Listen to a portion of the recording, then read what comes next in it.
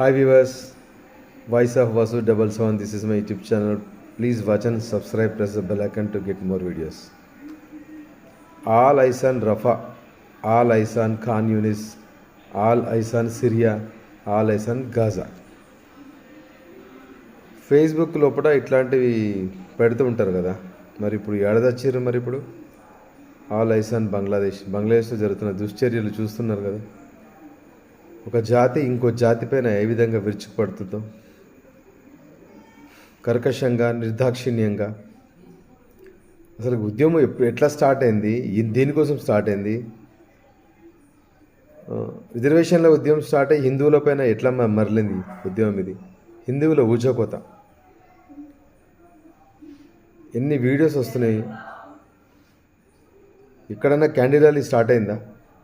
ఈరోజు మాత్రం వెస్ట్ బెంగాల్ కోల్కతా లోపల ఒక ర్యాలీ స్టార్ట్ అయింది వెస్ట్ బెంగాల్లో. ఎందుకంటే ఇంకా వాళ్ళకి భయం పట్టుకుంది. ఇంకా బంగ్లాదేశ్లో ఈ విధంగా జరిగింది, రాబోయే కాలంలో మాకు కూడా జరగవచ్చు అని చెప్పేసి వెస్ట్ బెంగాల్లో ఈరోజు ఒక పెద్ద ఈ ఢాకాలో, బంగ్లాదేశ్ ఢాకాలో హిందువుల పైన జరుగుతున్నటువంటి అత్యాచారాలపైన లిమిటెడ్ షరతులతోని, మమతా బెనర్జీ లిమిటెడ్ షరతులతోని ర్యాలీ తీసుకోమని చెప్పేసి పర్మిషన్ ఇస్తే ఈరోజు స్టార్ట్ అయిపోయింది. కానీ దేశంలో ఏ రాష్ట్రంలో కూడా ఎక్కడ కూడా అసలుకి ర్యాలీస్ లేవు, ప్రొటెస్ట్ కూడా లేవు. అసలుకి ఎక్కడో ఒక చిన్న విషయం జరిగితే క్యాండిల్ ర్యాలీ తీసుకొని వాళ్ళ మతస్థులు మద్దతుగా, అంటే యూనిటీ వాళ్ళ దగ్గర ఉంది, మన దగ్గర లేదు. ఇప్పటికైనా యూనిటీ రావాలి. బంగ్లాదేశ్లో జరుగుతుండే అరాచకాలపైన ప్రపంచ దేశాలు కూడా, ఏ ఒక్క దేశం కూడా ఈ విషయాన్ని గట్టిగా ఖండించలేదు. మొదటిసారిగా ఇజ్రాయెల్ మాత్రమే ఈ విషయాన్ని, హిందువులపైన బంగ్లాదేశ్లో జరుగుతున్నటువంటి అకృత్యాలపైన మొదటగా స్పందించిన దేశం ఇజ్రాయిల్. ఇంకా ఏ దేశాలు కూడా, ఇన్ని అరబ్ కంట్రీస్ ఉన్నాయి కదా, ఒక్క అరబ్ కంట్రీ కూడా ఇప్పటి వరకు కూడా ఈ విషయం పైన ఎలాంటి స్పందన లేదు. వాళ్ళ యొక్క అంటే ఖండించలేదు. అంటే బంగ్లాదేశ్లో ఉన్న హిందువులంతా చనిపోయాక మన ప్రభుత్వం ఏమంటుందంటే, సెంట్రల్ గవర్నమెంట్ అది వాళ్ళ అంతర్గత విషయము అంటుంది. అంతర్గత విషయం లోపల మన హిందువులు దుర్మార్గ పాలవుతుంటే అంతర్గత విషయం ఏ విధంగా అవుతుంది? ప్రపంచం లోపల ఎక్కడ ఇజ్రాయిలీ పైన దాడి జరిగినా వెతికి వెంటాడి ఆ చంపిన వాళ్ళని చంపేసేటువంటి దేశం ఇజ్రాయిల్. చూడండి, ఆ దేశానికి మన దేశానికి మధ్య ఎంత వ్యత్యాసం ఉందో. ఇజ్రాయిల్ చిన్న దేశం, విస్తీర్ణ పరంగా చిన్న దేశం, జనాభా పరంగా చిన్న దేశం, వాళ్ళకు తగిన వనరులు లేవు, అంతా ఎడారి ప్రాంతము, డిజర్ట్ ఏరియా, ఎలాంటి ఖనిజ సంపద లేదు. అయినా వాళ్ళు స్వావలంబన సాధించి వాళ్ళ జాతిని కాపాడుకోవడం కోసం ఎంతవరకైనా తెగిస్తారు. ఇప్పుడు లేటెస్ట్ జరుగుతున్న యుద్ధాన్ని బట్టి 3 దేశాలు 4 దేశాలు వాళ్ళపైన పగబట్టి రోజు దాడులు చేస్తున్నా వాళ్ళు ప్రతిఘటన చేస్తూ వాళ్ళ ఉనికిని వాళ్ళు కాపాడుకుంటున్నారు. మరి మనం ఇంత పెద్ద దేశం, ప్రజాస్వామ్య దేశం భారతదేశం ఉండి 140 కోట్ల కంటే అధికంగా జనాభా ఉన్నటువంటి దేశము, పక్క చిన్న పిల్ల పితుకు బంగ్లాదేశ్లో ఉన్నటువంటి హిందువులపైన దాడి జరుగుతుంటే కాపాడలేకపోతున్నాం. భారత ప్రభుత్వం తలుచుకుంటే ఎంతసేపు వాళ్ళని కాపాడుకోవడానికి సిఏ చట్టాన్ని ఇమ్మీడియట్లీ అమలు చేసి బార్డర్ దగ్గర ఉన్నటువంటి హిందువులందరినీ వెస్ట్ బెంగాల్ లోపలికి అనుమతించి సత్వర దీని నుంచి ఏమవుతుంది మాట? వాళ్ళు మంది కాదు కదా, హిందువులే కదా. ఇప్పుడు అక్రమంగా ఎవడో బంగ్లాదేశ్ నుంచి వచ్చినటువంటి వాడు బెంగళూరు లోపల పని చేసుకొని స్వేచ్ఛగా బతుకుతున్నాడు. మరి బంగ్లాదేశ్ లోపల ఇంత దుర్భర జీవితాన్ని అనుభవిస్తున్నటువంటి హిందువులకు కూడా మన దేశం లోపల సిఏఏ ద్వారా వాళ్ళకి ఇక్కడ ఆశ్రయం కల్పిస్తే ఏమవుతుంది? బంగ్లాదేశ్ నుంచి వచ్చిన వాళ్ళు ఒక గ్రామానికి సర్పంచ్ కావచ్చు, బంగ్లాదేశ్ వచ్చినటువంటి ఒక అతనికి పెట్రోల్ పంపు ఇవ్వచ్చు. ఇవన్నీ విషయాలు జరిగినాయి కదా. బంగ్లాదేశ్ నుంచి ఇక్కడ వచ్చినటువంటి ముస్లిం మతస్థులు ఇక్కడ స్వేచ్ఛగా హాయిగా డబ్బు సంపాదించుకుంటూ లగ్జరీ లైఫ్ లీడ్ చేస్తారు. బంగ్లాదేశ్లో ఉన్న హిందువులు మాత్రం దుర్భర జీవితాన్ని గడుపుతున్నారు. అట్లా జీవితం గడుపుతుంటే కూడా వాళ్ళు ఏమన్నా, ఇప్పుడు రిజర్వేషన్ల గురించి జరుగుతున్నటువంటి ఉద్యమం లోపల హిందువులు ఏమన్నారు చెప్పండి? యాక్చువల్గా ఈ విషయం మొత్తం గమనిస్తుంటే వీళ్ళు చేసేటువంటి రిజర్వేషన్ల ఉద్యమం ఫేక్ అని తెలుస్తుంది. కేవలము హిందువుల పైన, ఇతర మతస్థుల పైన దాడి చేయనికనే ఈ యొక్క ఉద్యమం స్టార్ట్ చేసిందని చెప్పేసి క్లియర్ కట్గా అర్థమైపోతుంది. ఉన్న కొద్ది మతస్థులను అక్కడి నుంచి వెళ్ళగొట్టి ఒకప్పుడు లార్డ్ కర్జన్ పుణ్యం అంటూ బెంగాల్ రెండుగా విభజన జరిగింది. తూర్పు పాకిస్తాన్, ఇప్పుడు భాషాపరంగా బంగ్లాదేశ్గా జరిగింది. అప్పుడు ఉన్న జనాభా లోపల 40% హిందువులు ఉండే.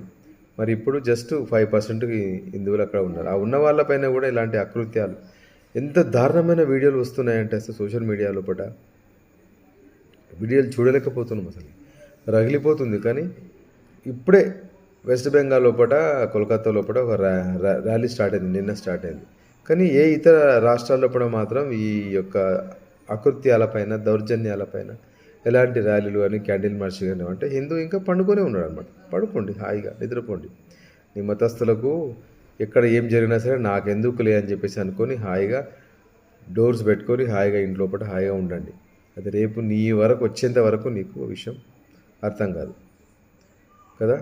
ఎంత సోమరి అసలు ఇలాంటి మైండ్ సెట్ ఉన్నటువంటి వాళ్ళు హిందువులు అంటే అసలు నాకు ఈ వీడియో పెట్టడానికనే చాలా బాధ అనిపిస్తుంది అసలుకి. కనీసం దాని గురించి 10 మందికి తెలిసే విధంగా కనీసం నేను వీడియోను పెడుతున్నానని చెప్పేసి ఒక చిన్న ఆశ ఎక్కడో. ఏం చేయలేకపోతున్నామని చెప్పేసి ప్రభుత్వాలు కూడా చేష్టలుడిగి ఊరికి కూర్చొని చూస్తున్నాయి. తలుసుకుంటే ఎంతసేపు సైనిక చర్య జరిపి అక్కడ ఉన్నటువంటి హిందువులని కాపాడి దేశంలో ఇప్పుడు ఆశ్రయం ఇస్తే ఏమవుతుంది? ఎవడో ఆఫ్ఘనిస్తాన్ నుంచి, పాకిస్తాన్ నుంచి, బంగ్లాదేశ్ నుంచి, ఇతర లెబనాన్, జోర్డాన్, సిరియా నుంచి వలస వచ్చిన వాడికి ఆశ్రమం కల్పిస్తూ ఉన్నారు.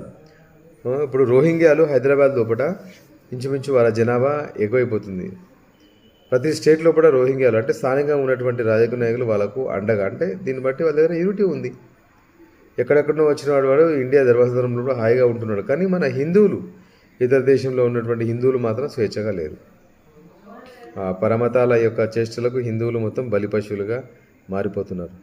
విషయం ఏది ఏమైనా కానీ బంగ్లాదేశ్లో హిందువులపైన జరుగుతున్న దాడులు అత్యంత హేయమైనవి. దీనికి ప్రభుత్వము సత్వరంగా చర్య తీసుకోవాలి. ఇమ్మీడియట్లీ సైనిక చర్య జరిపి అక్కడ ఉన్నటువంటి హిందువులందరినీ కాపాడాలి. సిఏ చట్టాన్ని అమలుపరిచి అక్కడ ఉన్నటువంటి హిందువులకు అందరికీ దేశం లోపల పౌరసత్వాన్ని కల్పించి హిందువులను కాపాడాలి. ప్రపంచం లోపల ఎక్కడ ఉన్నా హిందువే. హిందువుకు మాత్రం భద్రత లేదు. హిందువు ప్రాణం అంటే గాల్లో దీపంలాగా ఉంటుంది. ఏ రాజకీయ నాయకుడు కానీ ఇప్పుడు ఆపోజిషన్ పార్టీస్ వాళ్ళు కళ్ళు మూసుకున్నారా? మమతా బెనర్జీ వెస్ట్ బెంగాల్ లోపల హిందువుల మీద ఎన్ని ఊచుకోత జరుగుతూ ఉంటే ఒక్క మాట మాట్లాడలేదు. అసలు ప్రభుత్వానికి సహకరించట్లేదు. ఇలాంటి అసలు తను తలుచుకుంటే బంగ్లాదేశ్లో ఈ విషయాన్ని, ఈ యొక్క అకృత్యాన్ని ఆపేటువంటి శక్తి ఉంది. కానీ ఏం చేయలేకపోతుంది కదా. బంగ్లాదేశ్ని మొత్తము వెస్ట్ బెంగాల్ని మొత్తము బంగ్లాదేశ్గా మార్చి అక్కడ ఉన్నటువంటి ముస్లిం జనాభాతోని ఓట్లు వేసుకొని గెలిపించి మళ్ళీ రాజకీయ పాపం గడుపుకోనిక చూస్తుంది తను తప్పితే. కానీ తను ఒక హైబ్రిడ్ సంకరజాతి ఏమో అని అనిపిస్తుంది మమతా బెనర్జీ. ఏమో కానీ విషయం చూస్తుంటే మాత్రం చాలా బాధ అనిపిస్తుంది. కేవలం వీడియో పెట్టడం ద్వారా. కానీ ప్రభుత్వాలు మాత్రం ఎలాంటి చర్యలు తీసుకోవట్లేదు. మన ఇండియన్ గవర్నమెంట్ సత్వరంగా చర్యలు తీసుకుని అక్కడ ఉన్నటువంటి హిందువుల్ని ఇంకా అంతా అయిపోయాక చివరిలో తీసుకుంటే ఏం లాభం చెప్పండి. ఇప్పటికే ఉన్నటువంటి ఎంతమందిని చంపేశారు, ఎన్ని అకృత్యాలు జరిగినాయో అసలు ఈ విషయాలు బయటికి రావట్లేదు అసలుకి. మరి అంతా అయిపోయినాక గవర్నమెంట్ ఇంకా ఏం నిర్ణయం తీసుకుంటుంది? ఇంకా చవట గవర్నమెంటు, చాతగాని దద్దమ్మ గవర్నమెంట్, బీజేపీ గవర్నమెంట్, ప్రజెంట్ ఉన్న గవర్నమెంట్ని అంటున్నాను నేను.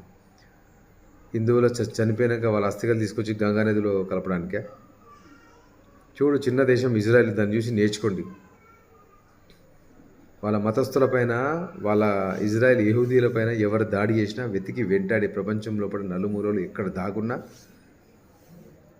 చంపేసి రివెంజ్ తీర్చుకుంటుంది. మనం ఉన్నాం వేస్ట్. చాలా బాధ అనిపిస్తుంది. సామాజిక మాధ్యమాల లోపల వీడియోస్ పోస్టులు పెట్టడానికి కూడా మన వాళ్ళకు తీరిక లేవు. మన వాళ్ళకి కావాల్సింది ఫ్రీ పెట్రోలు, ఫ్రీ బస్సు, తర్వాత రేషను, ప్రభుత్వం ఇచ్చే ఫ్రీ రేషను, అన్నీ ఉచితాలే. ఇవి ఉంటే జాలీగా, ఇవి ఉంటే పాకిస్తాన్ అని కూడా ఓటేసి గెలిపిస్తారు మన దగ్గర. మన హిందువులు గట్లాంటి వాళ్ళు చెప్తున్నా కదా, అన్నీ ఫ్రీగా ఇస్తే పాకిస్తాన్ అని కూడా మన దేశంలో గెలిపిస్తారు. మారండి ఎన్ని రోజులు ఇంకా ఈ చవట బతుకులు.